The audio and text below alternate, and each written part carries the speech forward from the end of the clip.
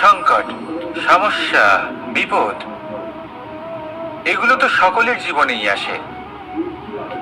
অনেক সময় এমন হয় যে মানুষের জীবনে যখন এমন কোনো বিপদ আসে তখন সে ভয়ভীত হয়ে পড়ে, চিন্তিত হয়ে পড়ে, নিরাশ হয়ে যায়।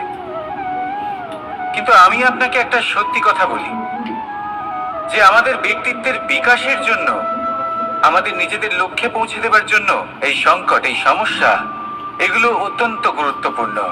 আর এর উদাহরণ আমি নয়, বরং প্রকৃতি স্বয়ং দেবে। আপনি নিজেই ধরিত্রী মাতাকে দেখে নিন।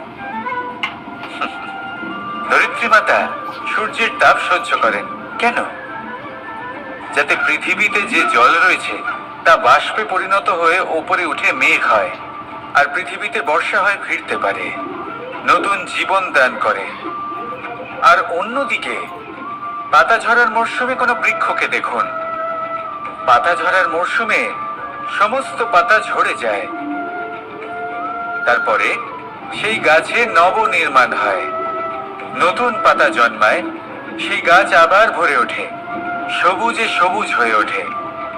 সেইভাবেই আপনার জীবনেও সংকট এবং সমস্যা এগুলো তো আসতেই থাকবে, কিন্তু আপনার এগুলিকে ভয় পেলে চলবে না, পিছু হটলে চলবে না, নিরাশ হলে চলবে না, বরং দৃঢ়তার সাথে, সাহসের সাথে তার সম্মুখীন হতে হবে।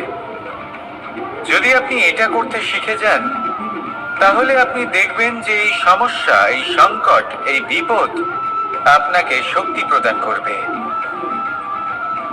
আসুন আমার সাথে ভালোবেসে বলুন, রাধা রাধা।